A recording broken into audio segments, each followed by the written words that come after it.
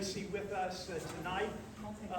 I brought the magazine where all of this started, all right, for me.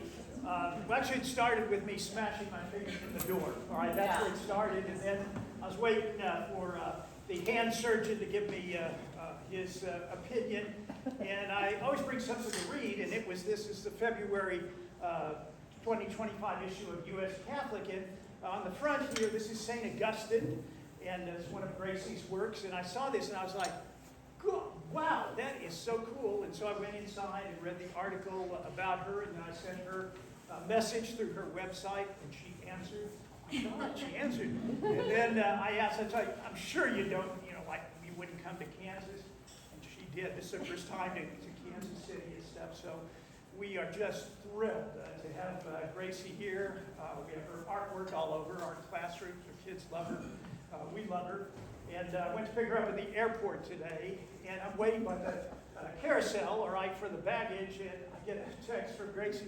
I'm at 1E. She's outside. I'm like, oh my God, how did I miss her? And she travels so lightly, so I'm going to take again, you're an example to me, because I bring, everything from a parka to shorts. You never know what the weather's going to be.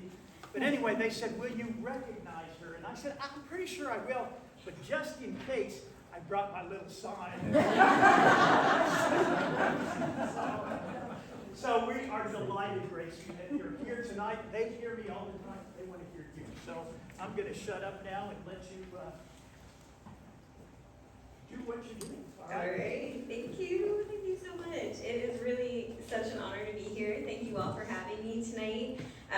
It is such a solitary work being an artist sometimes, so it's really just the coolest thing ever for me to see everyone on the other side of this work receiving this work and being inspired by it for better or for worse. So I just appreciate you all sharing your time with me tonight and learning a little bit about this project and what I hope it accomplishes.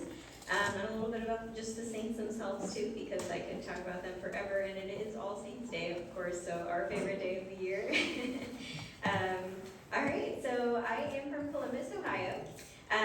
This is my family here, my 3 cats and my husband Sam. I am always creating or traveling in my free time. I do some other mediums, and I actually went to school for interior architecture and design, and then I write as well, so just a little bit of everything to stay creative.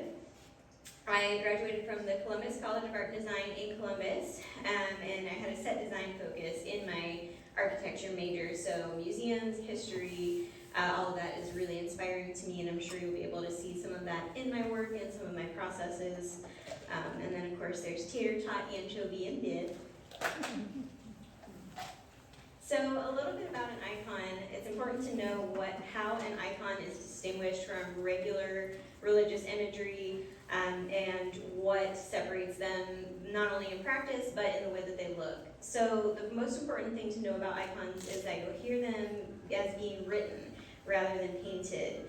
And this is really interesting. It's because they're supposed to be the image version of prayers, stories, and histories about the saints, who these people were, and then also because it's sort of a translation. So some of the Eastern European countries where iconography is still a really strong practice, some of the words in their language that are used to be described as written rather than painted makes more sense for this practice.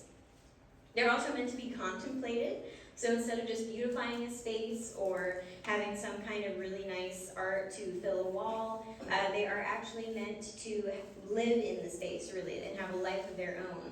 You don't really create an icon unless you know where it's going to end up and you know that it's going to be revered.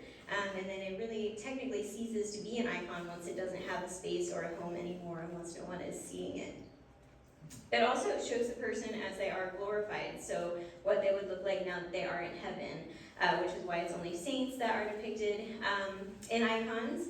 And this is the reason for a lot of the ways that we picture traditional icons. So if you think of an icon in your head, the way that you think of that was really developed in only the 11th and 12th centuries. They had been going back as far as Christian history goes, but the rules were firmly established at that time.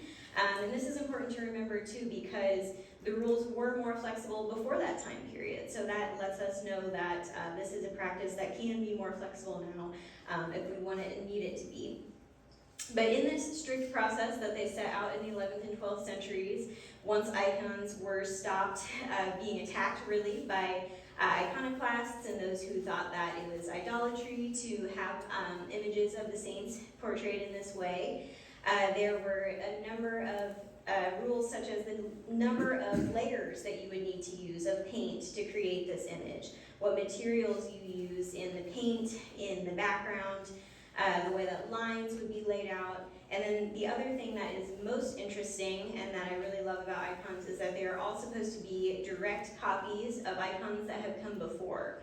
And this is because we hold the first icons to be divinely created. So if you think about the image of Jesus' face on Veronica's veil, for example, if we are making copies of that and then copies of the one after that, then they all have this spark of that first divinely created image in them. And that's one of the reasons why I chose not to throw out all of the rules of traditional iconography, because I like to know that my images have that spark of the divine in them as well. So this project for me began in my transition from Catholic school to a very different progressive arts college in downtown Columbus. I was really kind of struggling with the transition because I had felt at home in both worlds, and I had felt sort of alienated from both worlds for different reasons. And I was just really trying to find my way. It's a very small school. There weren't many student activities, student groups like Bible studies, or a group that would even just go to Mass. So I was really trying to find my place. And I decided that I wanted to create some images that were faith-based, faith-related, for me to be able to have in my dorm room to remember this faith that I have that's so important to me. And this really came about when I found some discarded pieces of wood for free in a box at a yard sale. A broke freshman art student couldn't really afford much more in the realm of materials. So I decided to take those home, and they reminded me of what traditional icons have been painted on. So these wooden plaques that were sort of beveled on the edges. They were very tiny, but I thought that those would be perfect to be able to create these images for my space. At this point, I didn't know anything about the strict rules of iconography or even the history of it. I just knew the images that I'd grown up with all around me in Catholic school and in my churches. And so I decided that some of those images that I was used to didn't really do a whole lot for me. So maybe they just didn't seem like relatable saints, or maybe it was some kind of style that I just thought wouldn't fit in with the rest of my roommates' funky decor, to say the least. And so I was so excited to get started that I painted the image of Jesus' face on one and left him in what basically looked like a white t-shirt for a couple of days while I tried to decide what kind of style I wanted to use to finish this piece. And the longer I sat with that and looked at it, the more I realized how much he looked like those students that were around me that all had really interesting backgrounds that I was just starting to learn about, and how powerful that was to know that he could look like anyone that I just walked out onto the street and saw. And so I decided to just leave it that way. And as an accompanying piece, I created Mary, and she was also in a modern sort of style to go with it. And I thought those were perfect, just leave that in my space, and that's all I was going to do. And then I posted an image of those online, and all of my Catholic school friends wanted their patron saints portrayed in a very similar way. So even though I was in school for architecture, my side project ended up being this all throughout the 4 years that I was there. I was able to sell some of my originals and prints at art fairs, where I did so much better than I was expecting to, so much so that I needed to create a website one summer, and I only sold one print the entire summer, but it was still so exciting for me, and even then it was a friend from high school, so I'm not sure how much that counts. She may have just lost my number or something,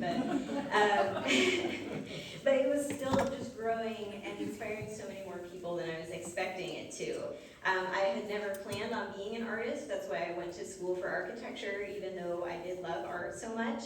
So this growth and this inspiration for others was just so incredible to me that I decided to keep working on it. And another special thing happened. My junior year of college, I became a resident advisor. So I was living on campus, taking care of a whole floor of residents who were very stressed, very creative, very interesting people. And part of my responsibility was to just talk with them when they were struggling, whether they needed advising or just advice or just someone to vent to. And so I learned so much about their histories. And this was always interesting because being at a school like this, I was one of the few people that I think was at least very open about being a person of faith, a Christian. And some of the students, because of this, were a little bit hesitant to talk to me. Some of their families may have been really hurtful to them or even cast them out in a couple of situations because of who they were or a choice that they had made, all in the name of Christianity or some sort of theology that even if I myself didn't agree with, it was something that was still tied to me for having this label. And so being an open and loving source for them was something that allowed them to really open up to me about this hurt and these questions that they had about the faith. Some of them really wanted to go back to church or wanted to find a space for themselves in religion and didn't know where to start. And so many of their stories reminded me of the stories of the saints that I'd grown up learning. And learning about the saints had always been my most favorite subject in religion class because they're just so human. And I was so excited when we would be assigned a random saint to write a report about because I would always want someone different that I'd never learned about before. And I would get to go all in thinking about who was this person and what did they love and what would their family have been like and just all of these ideas about putting them in the present day, which is why this project was so exciting to me. I got to do that in a very real way. But I also realized that making these saints look like the younger versions of themselves, and maybe versions of themselves that were a little bit more real and imperfect and maybe even edgy and looking like these students around me that had all these questions, could do something for both of these worlds that I was between, So it would be for these students that had questions, that were not sure if there was a place in the faith for them because they could see an image of a saint who is someone who we revere most now and hold up as an example and a role model for all of us, looking like them. And then having a story also that is exactly like theirs. And so they could know that there is a place for them, or they can create a place for themselves because maybe we don't have a saint yet that's a patron of what they're interested in, of what they're passionate about. And then at the same time, having these saints look like those students around me could also do something for the groups that I've grown up in some of the cradle Catholic spaces that I've been around, who maybe had some ideas about what a saint looks like, about what the saints they knew and loved must have looked like. And then this challenges that perception so that they might be able to have a better, more expansive idea of what being a saint really means and who can be a saint, because we're all called to this. And then in that case, they may not be as quick to judge those looking like or seeming like those around me who had been so hurt and weren't so sure where they fit in. And this really just solidified the fact that I was going to continue working on this project because that mattered so much to me. This reconciliation between both sides, healing some hurt, answering some questions, and just being a way into dialogue. So the original icons were also made not just for contemplation, but to teach the early Christians about the saints and who they were, because they weren't all literate populations and they had to tell stories. And this is a way of evangelizing also. So being able to continue to still tell stories and have a way to open up into dialogue is evangelization even today. So what exactly is this project? So one of the biggest core tenets I have about this project is the fact that each piece is painted on a repurposed piece of wood. This is not only because those first few pieces were, but because I like to see it as a metaphor for the saints themselves. So all of these pieces that I find have either been tossed away, discarded, taken off of another piece. I've used cabinet doors, candle holders, cutting boards, pretty much anything. And all of these pieces had a life previously, maybe as a decorative wall plaque, maybe as something more utilitarian. They're all found in different states. Some of them I have to do a lot of repair work to before I can use them, or some of them are in more pristine condition. And then there are also different shapes and sizes. You can see that some of them have like very curved edges, or they're circles, or they're ovals, longer, shorter. And then this is not only a metaphor for the shapes that the saints were in, but also their lives. So they were all found at different points, and they all decided to be what they were going to be that got them to be a saint at different points as well. Some of them very broken, and some of them still showing scars of their past, but not ever losing who they were maybe before that point when they got to be a saint.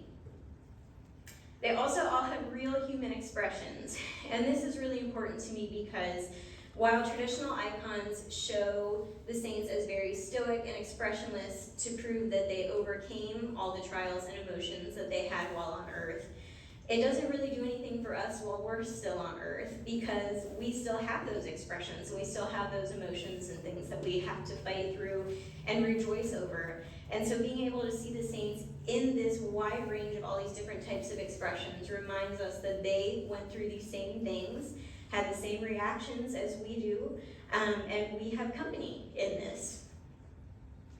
I've also decided to give them a sense of 21st century style, and this is to be able to relate to them as I was describing. If you can see someone just out on the sidewalk today and see them as a saint, how powerful is that? Because you can also then see your friends and family as saints, you can see yourself as a saint, and you can see your enemies as saints as well.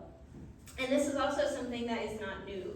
So most of the religious imagery that we have today in churches and spaces, in museums and galleries, painted, not that long ago, maybe a couple of hundred years, a lot of them are actually depicted in Renaissance era clothing, and that's because the artists were doing the same thing that I'm trying to do now, make them more relatable and realize how they're all around us today still too. I've also decided to change their ages that they're depicted in, as I described a little bit, not only to relate to the students around me, but also because we have so much imagery of the saints already, as older and after they maybe were known for being the saint that they were, after a conversion, after they've done so much good work in the world. And I think there's something really powerful too about being able to see them maybe just as they've had that first idea of how they're going to do this thing, or what they're going to change, or who they're going to be. Young people, I think, sometimes can be really discouraged by seeing the saints only depicted as older folks, because they might think they have to wait to be a saint, wait until they're wiser and older, and they might also not think that it has anything to do with them at this point. So portraying them as younger, I think, helps with this area a little bit as well. And then lastly, one of the most important things that I do is make sure to correct their skin tones and features to make them look like people who live where they actually lived today. So I do a lot of research into their own history. Some of it is conjecture, just based on what historians know, if they're really ancient saints that we aren't so sure about. But through this, I am able to show a sometimes hidden diversity that the church actually has that we either forget about or don't realize, because so many of the icons that we have around us were created by European monks in the Dark Ages who either had never left their monastery to realize there were people out there who didn't look like them, or because they were, again, trying to relate to these saints to make them look like the people around them. Of course, today we know that that second option does way more harm than it does hurt, because we have plenty of saints who look like all of us from all over the world, from all different time periods, and to change anything about the way that God made them not only erases part of their story and who they were and what they struggled through, but it also is telling, God that God did something wrong there, and that's obviously not true at all. So some things, though, I keep in the traditional iconographic style, which is having their names in the Koine dialect of ancient Greek. This is really hard to translate sometimes for the more modern versions, but this is really important because it is the final step of creating an icon, and traditionally is held to confer the saint's spirit onto the piece once you're able to do that. Also, in the traditional style, if the saints are all supposed to be looking the same because they are in heaven, because they are like God, because they have overcome all earthly trials and tribulations, the name is something that can help you distinguish who they are. If you go into a church and see a number of them, you can figure out who it was just based on the name that is on that piece. In addition to that, including some of the symbols that were important to their life is another way that you could traditionally distinguish them, and this is something that I also keep. So if part of my project's focus is to show how different they all were from each other, how they all had different skills and interests and things that they were passionate about, that they became a saint by doing, then showing that symbol that represents part of their life that changed who they were, that was integral to their story, or that was integral to what they did to be a saint, not only shows what they took with them into heaven, but also shows how there is a saint for literally everything, and how there is someone looking out for us on all of these different fronts for all of our own interests and problems and joys that we have. There also are solid colored backgrounds on all of these images. Icons are supposed to be contemplated, again, so you don't want a lot going on in the background. You don't want it to be, again, just a beautiful image or a scene. You want it to be really focusing on a person and who they were. And then I also decided to try and keep similar poses and lines and shapes to some of these original icons as well. So I'll show you in the next few slides how a lot of the icons that I've created look very similar to some of the traditional ones because I've used them, again, as a direct line going back as copies to that divine spark that I mentioned earlier. So here's a couple examples. In this top corner here, we have St. Ignatius of Antioch, whose story is that he was devoured in the Roman arena by lions. Always very gruesomely depicted, as you can see here in the traditional version. And since part of this journey of creating these pieces was to reach out to these younger students who might not be sure where their place is within the church or Christianity, images like this might be a little bit scary, not super approachable to those students. Again, we already have these images for those of us who do find that powerful, who do find that really important.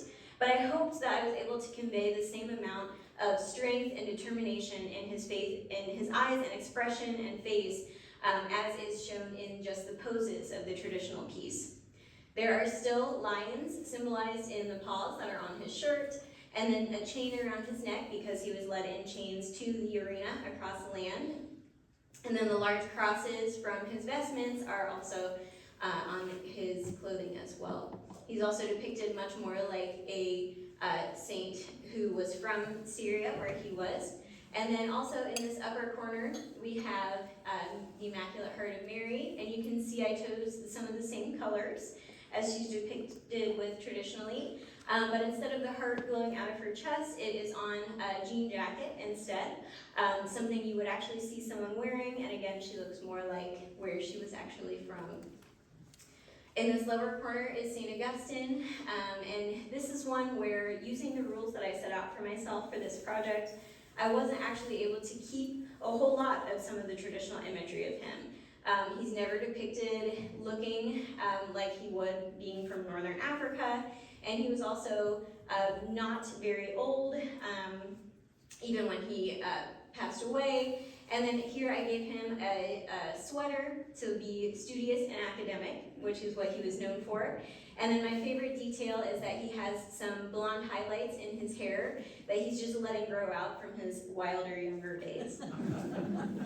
And then in this other lower corner is St. John the Baptist, who of course was known for being very thin, having a lot of hair, and not wearing much out in the desert. He still has all of those qualities here, just a more modern version of clothing. He also has a shell tattoo as his symbol, and is in a very similar pose to this traditional piece too. Here's a couple more. In this top corner is St. Hildegard of Bingen, who is one of my favorite saints just because she was creative in every way you could possibly be. She was outspoken for women, and she also cared about the environment and the earth, and even in the Dark Ages, way before that was too much of a problem.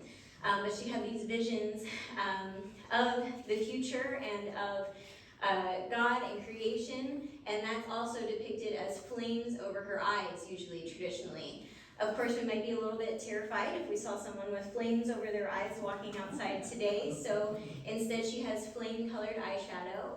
She also has a female symbol tattoo here for her work for women, and she has herbs in her pocket because of the studies that she did for science and medicine, and then she has a pen in her hand because of the writing and painting and composing that she did, and then an earbud in her ear for the music that she wrote.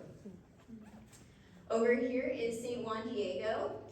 You can see that I used some of a similar color palette to a traditional piece.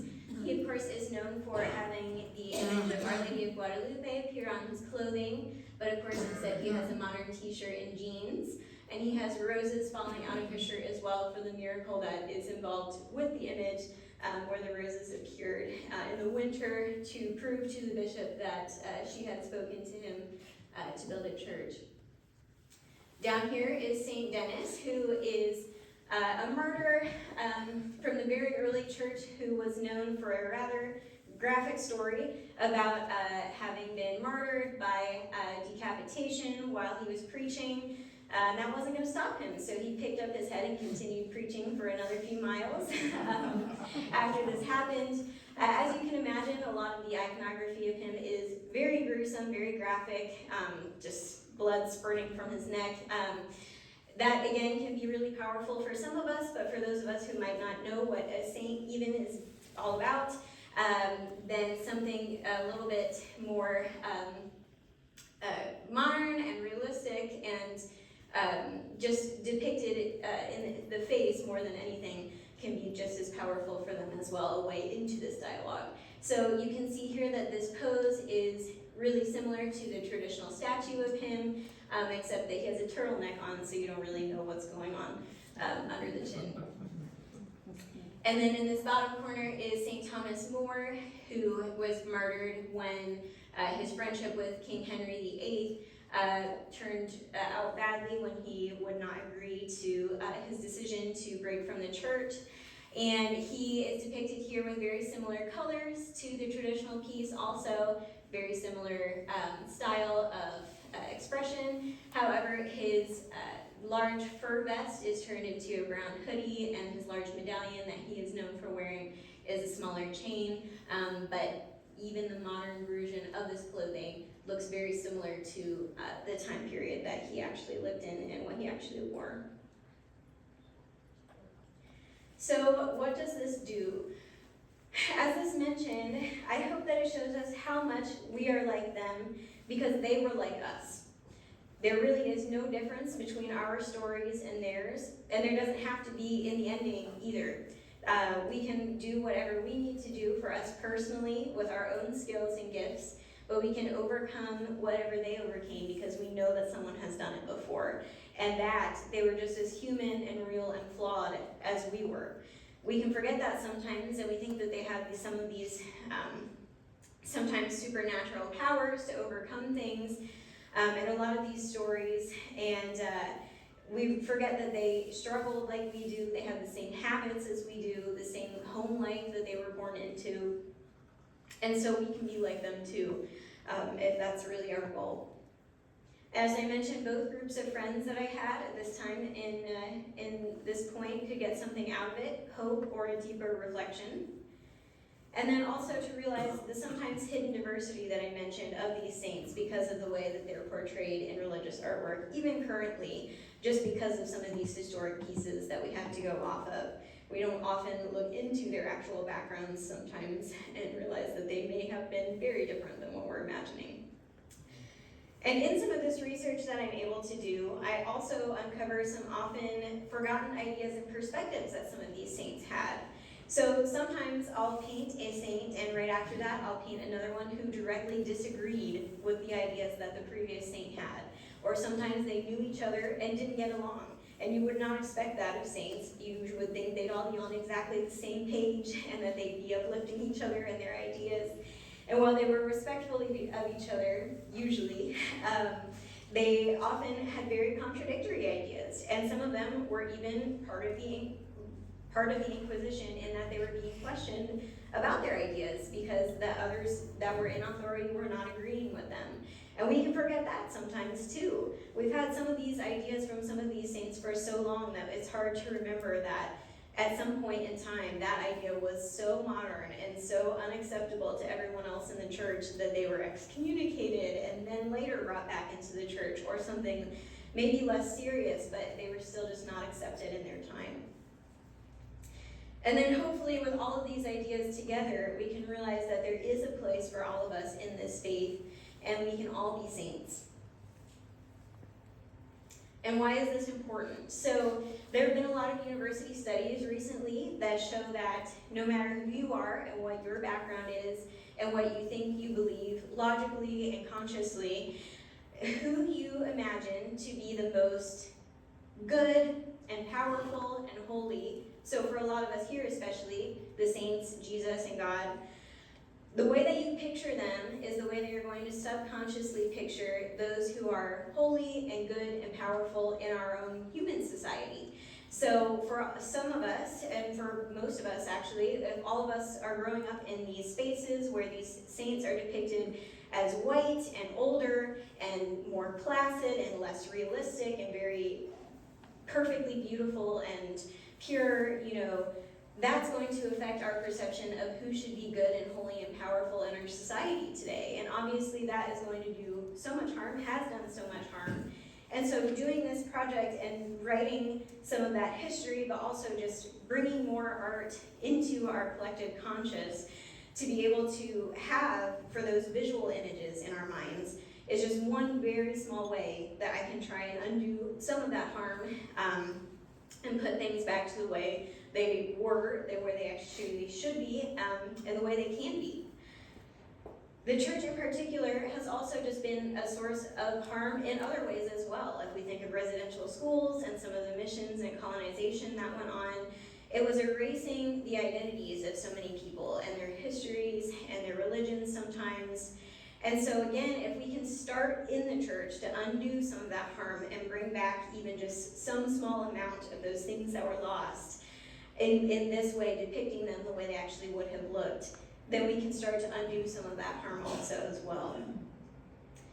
And then I mentioned how in traditional icons, being sources of education as well, these can also be sources of education. So for students especially, those who might be about to go through confirmation, or those who might not be sure where they fit into their own classes even, having a role model saint was always something that was really exciting and inspiring for me. And imagine how much more excited and inspired they could be if the person also looked like them.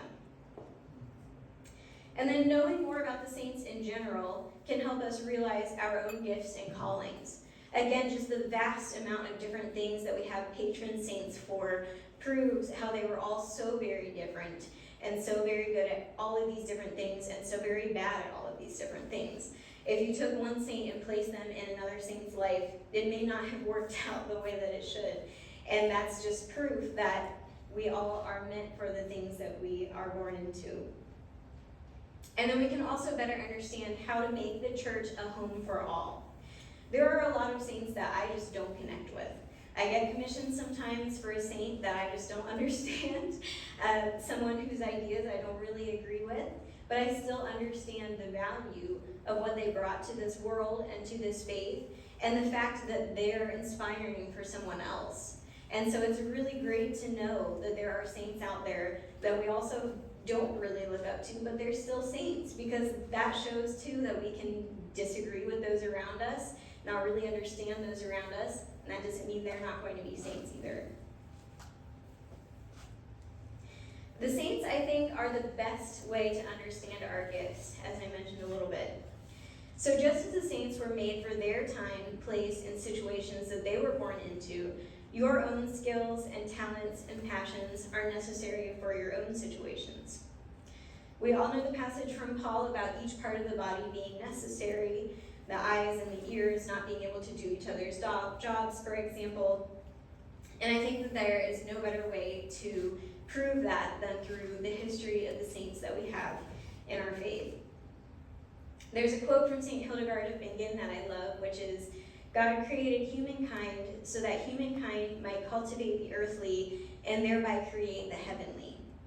And that just shows that the world needs what you are. When you are who you are, just authentically, completely who you were made to be, not trying to be like a specific saint or person in your life, or trying not to be like a specific way, then that is you bringing some of heaven onto earth because you were created this way. That is exactly what the saints were. Whenever someone asks me what I think the most important thing the saints brought to the faith is, I say authenticity, because they all just were who they were going to be. And sometimes that meant really flawed situations, and sometimes that meant not getting along with other saints or people around them, but they were all exactly who they were. And then also sharing our gifts with others and being this authentic version of ourselves, I believe, is one way of giving back to God for these gifts that we have. There's a lot of reasons I think the saints are cool, but there's just a few more that I want to mention. And one is just that there is not just one way to be a Christian. So just as there's not one way to be a saint, there's not one way to be a Christian either, and they remind us of this in so many ways. As I mentioned, they had so many forgotten ideas, and as I mentioned, they might show us that we don't have to get along or agree with everyone. They can also expand our views on the flip side of that. We can grow in our own faith through some of their ideas and have a way to develop our own theological ideas through that. They were also the original social justice advocates. A lot of the times they were the ones on the ground building hospitals and orphanages and taking care of the sick. And these images that we have of them traditionally show them as so clean and placid, and there's just no way you could ever picture that person literally in the mud taking care of someone on a battlefield or in a hospital. And the way that we have them in our, again, collective consciousness because of these traditional icons really doesn't help us to realize that. And so I hope that my images do that, but I hope also that reading the stories and just really getting to understand who these people were can do that as well, because again, we can forget their stories if we don't have an image of them that really shows that side of them. And then also, I love celebrating saint feast days. The fact that we have some every single day of the year is such a good reminder on a completely regular basis of what actually matters most in our lives and what we can do to continue their work. So on my social media pages, I always celebrate each saint's feast day by sharing what I think they would be doing now, what organizations they would be volunteering with, what actions they would be taking, even if it's as small a thing as writing a letter to someone you love or planting a tree, and how you can maybe take those steps on that day to continue their work and celebrate who they were on that feast day and really celebrate it as a feast the way it's supposed to be. So our challenge with all of this, I believe, is to, number one, see the people around you, especially those that you may have hurt or judged in the past, as saints. What does that do for you?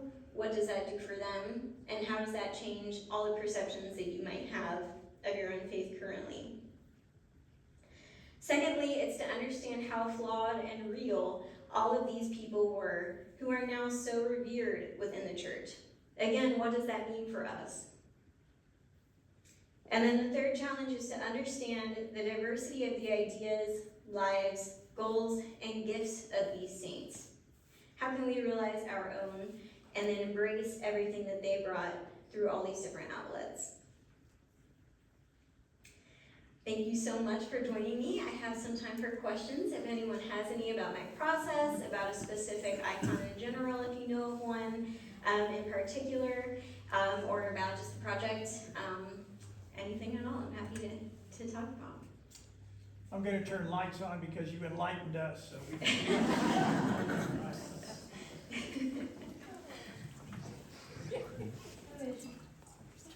Who's your favorite saint?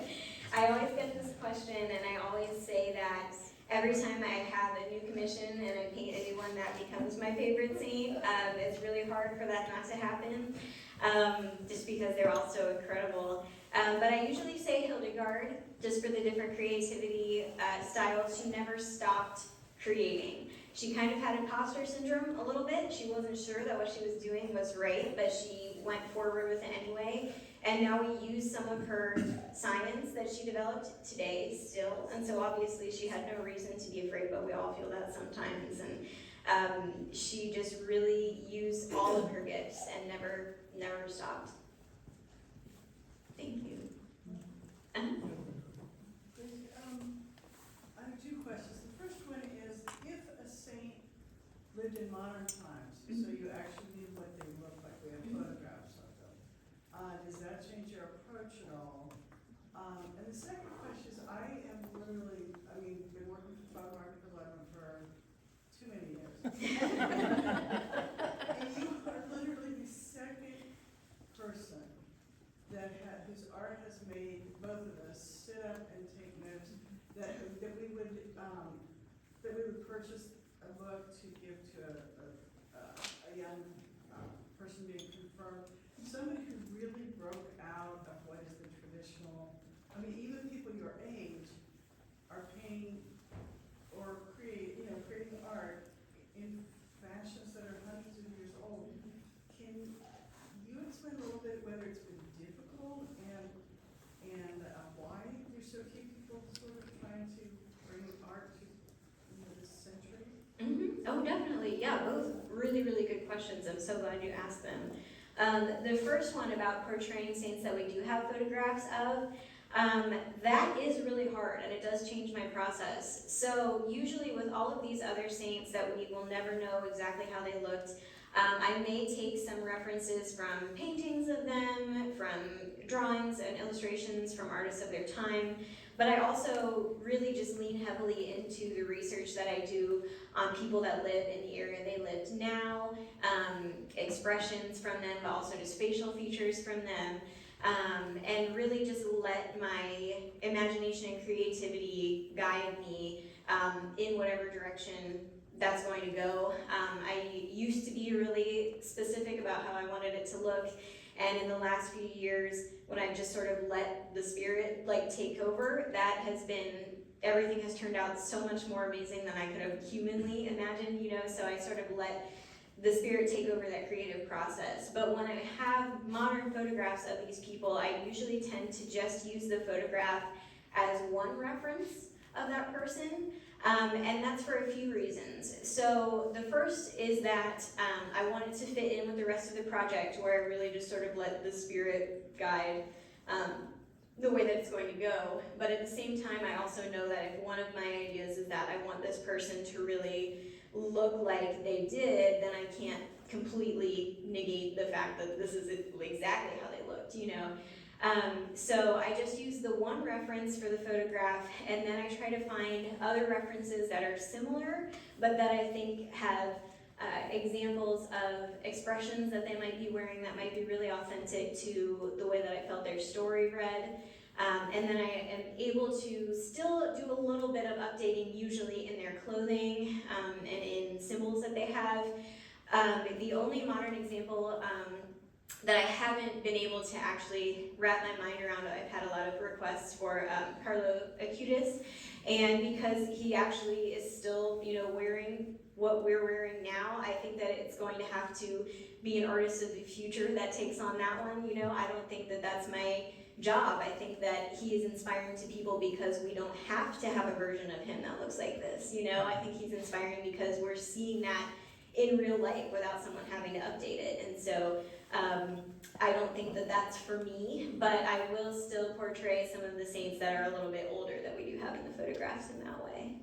And then for your second question about other modern artists, I think that one of the main problems is that there's kind of a little bit of gatekeeping in some of the modern religious art circles. I've even met some traditional iconographers who really are just not in favor of what I'm doing. It's a very, very strict practice.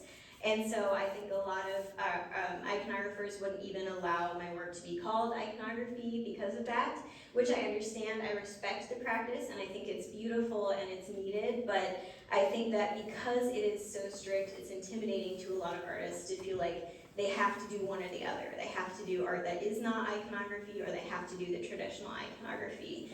And then at the same time, I think that a lot of artists, unfortunately, who are not inside of the church, who don't really have a focus on creating religious imagery, believe that they can't do that because either the church is not going to be receptive towards it, or because there is no place for it to live. I mean, I myself I find it really hard to find an audience sometimes, because my work has been called too religious for secular spaces and too secular for religious spaces. And so it can be really hard to find that audience, you know, who is looking for something like this. And so I think artists, even within the church, who want to create religious imagery, can't always find a reception for it. That's the way they want it to be, you know.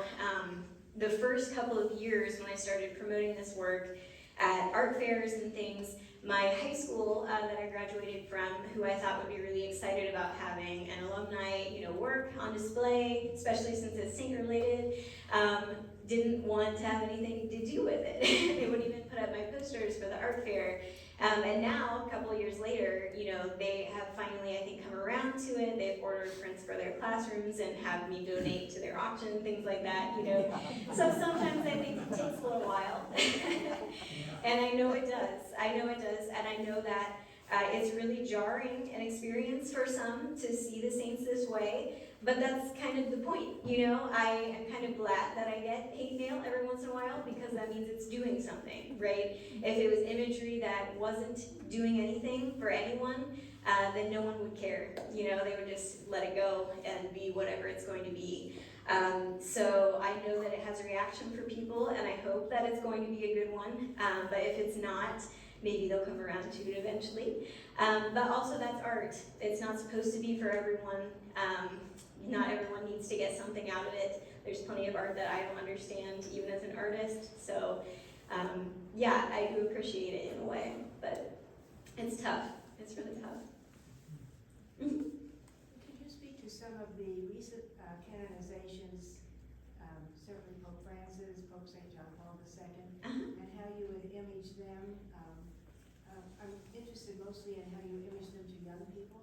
If you would speak to that, please. Sure. So again, with them, I would say one of the ones that I just completed actually was Pier Giorgio Frassati, and so very similar situation there. He with these icons, I do use those photographs, just one reference of the photographs. But then I really sort of lean into whoever commissions the piece, what their connection is to that saint. So usually when they're commissioning this saint, it's not just because it's for their church or something like that. They usually have a really strong connection to why they think this saint is inspiring. And so I really try to go further into whatever they tell me about that. So for example, with, you mentioned Pope John Paul II, the person who commissioned his icon saw him as just being very open. And so she said, you know, interpret that into clothing and expression however you want. And so for me, that meant not having any like scarves or bulkiness, like just very plain white shirt that's just like not closing him off from anything else. He's looking towards you, he's looking at you as the viewer, which is another really important way that you can use their expression to connect with the audience. And then also I just really try to make sure that I have a grasp on what their contributions were to the faith, and what everyone who lived in the same times as them really gained from them in that time. So again, for him, that was a sense of solidarity with the rest of the world, with the other religions. And so, yeah, I would say really just finding as many different sources as I can that share what was so inspiring and impactful about that saint, rather than just straight facts about their lives and history. Thank you. Yes? Tell us how this has impacted your faith while you've taken on this project. Oh, definitely. I would say that it's impacted my faith more than anything else in my life has so far. I mean, it is a very contemplative practice as an iconographer, and I do stick to that part of the strict practice as well. So as an iconographer, you're supposed to really separate yourself from the world as much as you can while you're working on these pieces. That's really hard to do in our day and age. You know, I have a family and I have life, mortgage, you know, things like that, emails I have to answer, unfortunately. So what I do one way is to make the process so focused on who this person was that I sort of feel like I am in their world in the time that I'm creating it. So maybe I find a candle that's like a scent of something that they would have been around, or the lunch that I make that day is something they would have had in their country they were born in. And I always choose a playlist of music I think they would have listened to today that has something to do with them. And I really just put myself in that space. I make sure that I write their biography first, so I know everything about them, go down all the rabbit holes online and blog posts about what people think of them, what they don't think of them, and really just grasp this idea as I collect all of my reference images of who this person was, and separate myself in that way, kind of. And then it's, you know, prayers throughout the practice. Sometimes I'm able to coordinate it so that I'm painting the image on their feast day. Sometimes it's like a novena leading up to their feast day. And really it has just expanded my ideas so much of what church history actually is and who these people actually are, rather than just the base level knowledge, you know, that I was given in religion classes. And because of that, I feel like I'm able to understand others' perspectives. I'm able to be more loving to others and their perspectives and understanding. And I feel like I'm able to have such a deep respect and love for all of these people as individuals, that because of that, my love for the things they loved, being the church and their faith, grows because of that. You know, you respect and listen to the people that you want to be like, and so they're just role models for me every day. And they inspire me to do the work that they were doing, just like I hope to do for everyone else. Thank you. First of all, thank you so much. This has been a wonderful evening. One of the more famous saints would be Mother Teresa. Mm-hmm. She became such an icon to young people in the last 20 years of her life. How would she be depicted in what you do? Yeah, so I actually do have her. I actually didn't mention this, but I have portrayed 180 saints at this point, so it's a pretty good chance that I have whoever you might be asking about, but that's a really good question. So she is younger, like I was mentioning, because she's only ever depicted in the photographs as older, you know. So here she is. Her habit is in more of a scarf format, but it's the same blue stripes that are so iconic to her. And she looks more like she doesn't quite know what she's doing yet, which is what was her story for so much of her life until the last few years of her life. And that's what I really wanted to convey to younger people as well. She would probably have a TikTok account. She would. Yes. So is your book project ongoing? Do you foresee a second book with more saints that you have not already documented? Definitely. Yeah, so the first book proposal idea was for 100 of them. I think I'd only painted 125 or so at that point, so I was hoping to include all of them.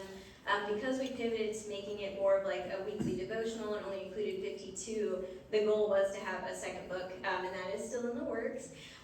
But actually the next project that is coming out that I just sent off to proposals this week is more of a card deck. So it'll be 75 new ones that aren't in the book yet. It'll be all the prayer cards of them, so that you're able to use it sort of not only to learn about the saints that are included in the guidebook that goes with it, but you're also able to use it to give as gifts or to put them on your own home altar, or to carry one with you for that week specifically if it's an intention that you have, or it's used sort of for helping you in discernment too, if you want to like pick one randomly and decide that's going to be your focus for the week, something like that. So yeah, that's the next project, and then when the second book comes out, it will be the more saints that aren't in the first one, more that I haven't even released as prints yet, and more of a theme based around saints that were on the margins, whether it was the margins of their community or saints that are kind of strange in our history and we don't really know how they fit into the faith. So the reflections will be more about, you know, what does this say about our faith and these people. Great, thank you. Thank you. Yes. There's a practice that we've been doing. My brother-in-law is a deacon, and during the weekdays, we go over and we say morning prayer. Mm-hmm. And if I get there early enough, we have enough time to listen to the voices of the saints. And it tells about the lives of that saint. Mm-hmm. And I can't stress enough, like what you're saying, they're everyday people, Mm-hmm. just like you and I. Right. The lives of these saints, I mean, they come from the poorest of poor. Mm-hmm. They have, you know, they have no education, Mm-hmm. but their upbringing, they were just taught about the lives of the saints by their parents, you know, usually the mother, you know, because father was working to bring home the money, and so the mother was teaching the children and teaching about the lives of the saints and always telling the stories, and the kids just grew up loving to hear about the saints and Mm-hmm. wanting to dedicate their own lives to living like the saints. Right, it's beautiful, it really is. I love that connection when, I mean, so many of the saints were created exactly in that way, you know, they read about the saints themselves, and that's what made them decide to do that. But even if they didn't, you know, it's just amazing to see how they all had their own paths. Yeah. And some of the saints, you know, at such young ages, especially during the times when the persecutions were going on and stuff, but I really don't know. I wanna say my faith would be strong, but when it comes to your life, it's your life or, yeah, your faith or your life. Mm-hmm. Are you willing to go through torture? Mm-hmm. You know, that would be so hard.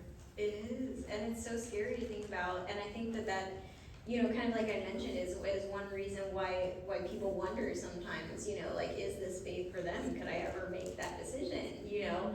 And that's why I think it's so cool to see that there are so many saints who didn't have to make that choice, you know? There's still saints for being stay-at-home parents, there's still saints for being small business owners, you know? And so it's like, you know, it's a really hard question to ask yourself of like, could I have done that? But like, if you don't have to ask yourself that question, it's how can I still live for my faith? It's almost more hard sometimes, you know, to think about like, how can I do this in just my everyday life where that's not something I'll be asked. So yeah, very, very cool.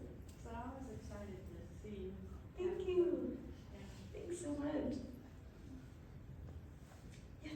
You mentioned that you have difficulty relating to some of the saints. Could you give us an example of one? Yes, yeah, oh, there's a few. Let's see here. Okay, so here's one that I haven't released yet, Saint Olga. If any of you know about her, she was a ruler in Russia who was very vengeful. I know that it was a rough time to live, but her husband was murdered as the ruler of Russia, and she had to take over, destroyed a whole bunch of towns in retaliation. You know, not something I can super relate to, not something I think is very saintly. But the second half of her life, I don't know if she completely regretted it all, but she did become Christian. She started establishing churches in her community and taking care of the Christian communities under her care, and that's what led to her being a saint. But I think that these sorts of stories and these sorts of saints are also just as important for us to learn about, because it helps us rethink who are these people that we're lifting up. Sometimes maybe they didn't quite deserve that. Maybe we need to rethink some of these things.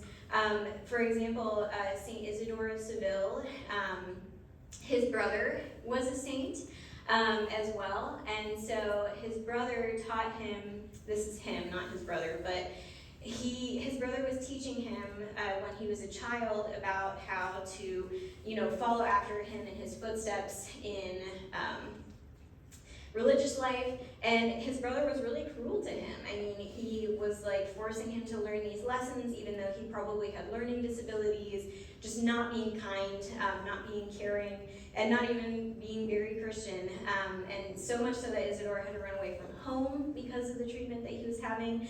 And he famously saw water dropping on a rock and eroding it over time, and that's what convinced him to go home. He figured that he and his learning could be just like that, and eventually, one drop at a time, he would be able to grasp these concepts that he was being taught.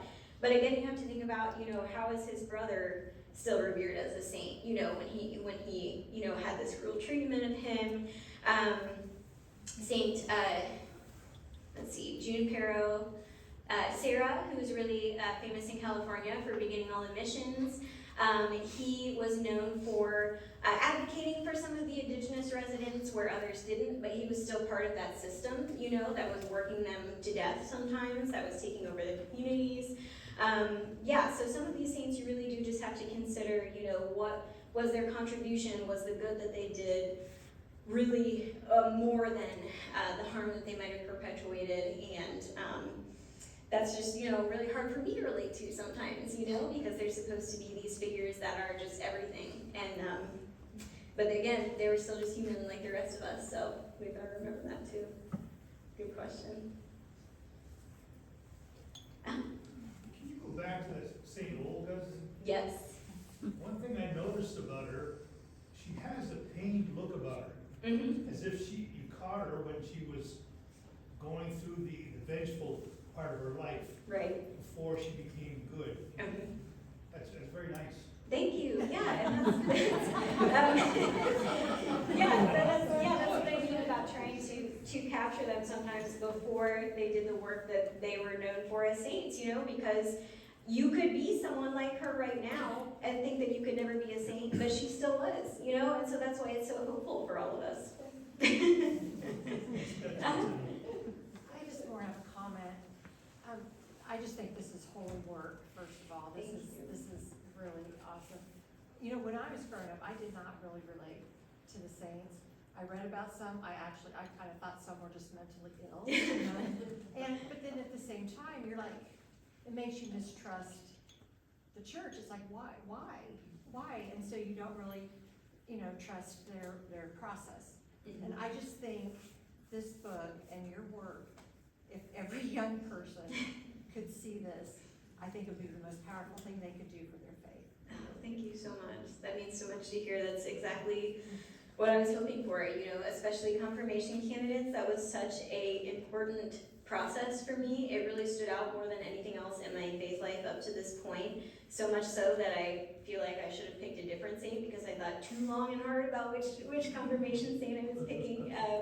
But yeah, I wish I would have had something like that. I even have like a quiz on my website now, for kids to take, because that's something exciting for them, something that they can do to learn more about themselves as well. I just really feel like that's a really, really pivotal moment and something that can be really powerful. Thank you. Have you collaborated with any authors to provide illustrations for books, or done anything where we could see your art in a different? Yeah. So actually, I have a page on my website where it's all of the podcasts, book publications, interviews, things like that, everything else that I've been included with. There's a couple of books. There's one called The Book of Joseph. That's about Joseph's life, the few things that we know about him and sort of speculation, where my icon of Joseph is the cover for that. And then there's also an author, Stina Kielsmeyer Cook, who wrote for my book, her own book. I was able to do the illustrations of the three saints that she talked about in that book. And then there's also an organization called Building Catholic Futures, who sort of is just beginning to put out information in classrooms and posters and youth ministries, and I did some illustrations for them as well. It's all mostly still saints, but it's a little bit of a different style than this. Those are some of the more largely known groups, but I have a couple of other projects too. Good. Thank you. Yes? The essays that appear in Montagne's book, was that your publisher's idea, or was that, did you have to write this to people? I mean, were you surprised that they agreed to do it? I mean, Oh, it's yes. pretty big project there, Yeah, that was an incredible process. So originally, my editor and I were working for me writing all of the reflections, but again, like I was just talking about, I don't have a connection to all of these different saints, so it was kind of difficult, and we decided that having different voices talk about the different saints that they had connections to would be even more powerful, and this idea of how we're all different, we have different connections to different saints. So I did reach out myself to all of these writers. Some of them I had known from the past. We either collaborated on something before or at least knew of each other's work, but some of them really were just, reaching out and saying, I'm a really big fan of what you do, and I think it aligns with the work I'm trying to do with my art, putting out this book, and if you have a connection to any of these saints, I'd love to hear about it. And so it kind of just went from there. And I'm still just to this day so blown away by the response that I got to that. I still don't even know how any of them, were able to take the time to do that. Some of them work so hard all day at things. And I'm just really, really honored by everyone who contributed. They're truly amazing reflections, and I couldn't have picked better authors to be alongside my work. Thank you. Yeah, I just want to comment also, in the book too, along with the biography, you've included like a little prayer to each saint. And I think that's a tremendous asset in there too. I actually used your book last Lent, and especially during adoration would pick a saint, and to have that biography, the painting, and the prayer right there was such a gift. I mean, and I think even for, again, I just keep thinking about for our younger generation, it's all right there, because that's what they're used to also. It's gotta be instantaneous, it's got to be accessible right away, and that's what this book is. And I think it's great, thank you. Thank you so much. I'm so glad that you are able to use it in that way. There's a bunch of different ways that you can use the book, and I hope that it would be good for different reflection styles or reading straight through the book. So thank you.